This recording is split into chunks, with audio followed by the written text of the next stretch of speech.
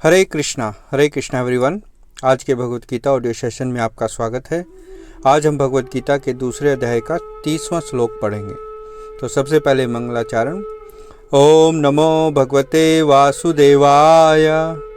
ओम नमो भगवते वासुदेवाय। ओम नमो भगवते वासुदेवाय। ओम अज्ञानं त्रिमन्धस्य ज्ञानञ्जनशलाकया चक्षुरुन्मिलितं येन तस्मै श्रीगुरवे नमः। नारायणा नमस्कृत्य नरं चैव नरोत्तमं देवीं सरस्वतीं व्यासं ततो जयमुदीरयेत्। नष्टप्रायशव भद्रेषु नित्यं भागवत सेवया भगवती उत्तम श्लोके भक्तिर्भवति नैष्ठिकी। हरे कृष्ण कृष्ण कृष्ण हरे हरे हरे राम राम राम हरे हरे। जय शिला प्रभुपाद की जय, शिला गुरुदेव की जय, कृष्ण बलराम की जय, श्री वृंदावन धाम की जय, नित्य गौर प्रेमानंदे हरि हरि बोल। हरे कृष्णा। तो आज का श्लोक है अध्याय 2 श्लोक संख्या 30। देहि नित्यम अवधयो अयम देहे सर्वस्य भारत तस्मात् सर्वाणि भूतानि न त्वं शोचितुम् अर्हसि। भावार्थ और तात्पर्य जगतगुरु शिला प्रभुपाद के द्वारा जगतगुरु शिला प्रभुपाद की जय। भावार्थ।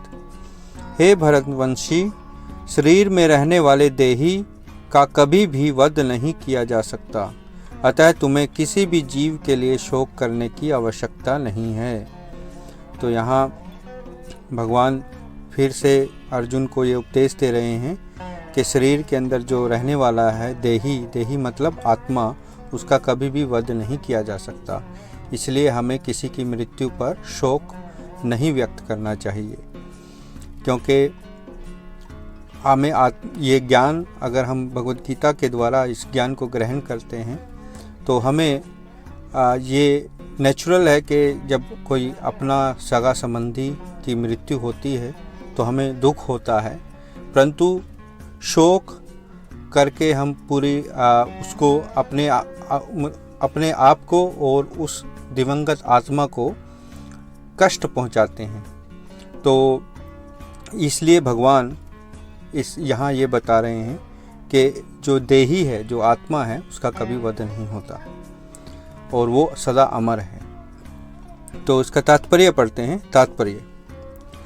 अब भगवान अविकारी आत्मा विषयक अपना उपदेश समाप्त कर रहे हैं। अमर आत्मा का अनेक प्रकार से वर्णन करते हुए भगवान कृष्ण ने आत्मा को अमर तथा शरीर को नाशवान सिद्ध किया है। अतः क्षत्रिय होने के नाते अर्जुन को इस भय से कि युद्ध में उसके पितामह भीष्म तथा गुरु द्रोण मर जाएंगे, अपने कर्तव्य से विमुख नहीं होना चाहिए। कृष्ण को प्रमाण मानकर भौतिक देह से भिन्न आत्मा का पृथक अस्तित्व स्वीकार करना होगा।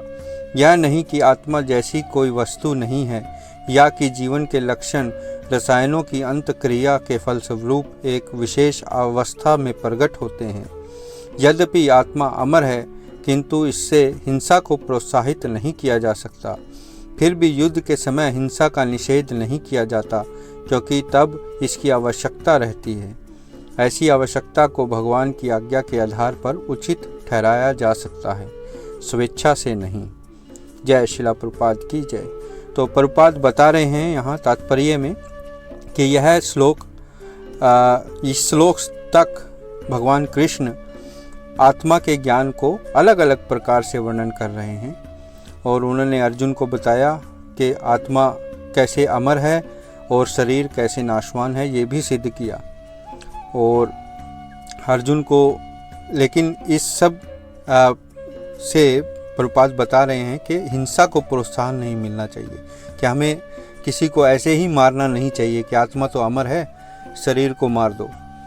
नहीं, वो सिर्फ जो धर्म युद्ध है या शास्त्रों के या न्याय के संगत जो युद्ध है, उसके अनुसार ही हिंसा को अनुमति मिलती है, जैसे कि कुरुक्षेत्र के युद्ध में।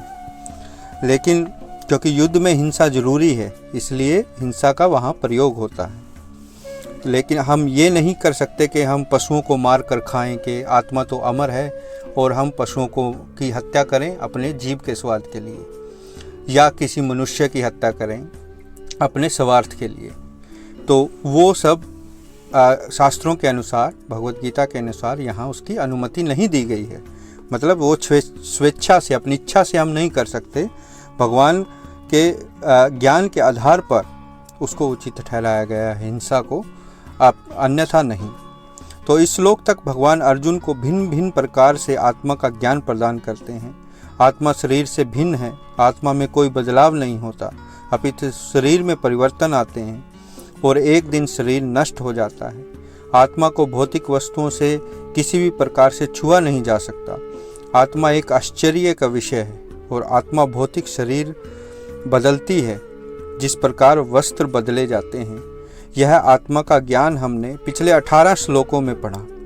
भगवान कृष्ण इस आत्मा के ज्ञान को इसलिए स्थापित करते हैं कि यह आध्यात्मिक ज्ञान की शुरुआत है, ABCD है। हम शरीर नहीं अपितु आत्मा हैं, इसके बाद आध्यात्मिक ज्ञान की शुरुआत होती है। शरीर को हमें प्रशिक्षित करना होगा तपस्या के लिए, सेवा के लिए। हमें अपने अंदर बदलाव लाने पड़ेंगे इस आत्मा के ज्ञान को समझने के लिए। शरीर को यदि अनुशासन से और प्रतिदिन की साधना के द्वारा प्रशिक्षित नहीं किया जाए तो यह शरीर ही सबसे बड़ी बाधा बन जाता है।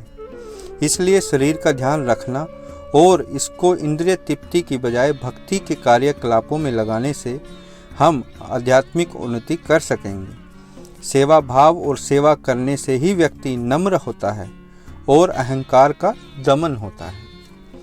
तो इस श्लोक से हमें यही शिक्षा मिलती है कि भगवान इस श्लोक तक, दूसरे अध्याय के 3 श्लोक तक आत्मा के ज्ञान को स्थापित करते हैं और ये भी सिद्ध करते हैं कि शरीर एक नश्वर है और वो शाश्वत नहीं है, और कैसे हमें हिंसा का जो प्रयोग है उसको शास्त्रों के अनुसार उसकी अनुमति है, ना कि अपनी स्वेच्छा से।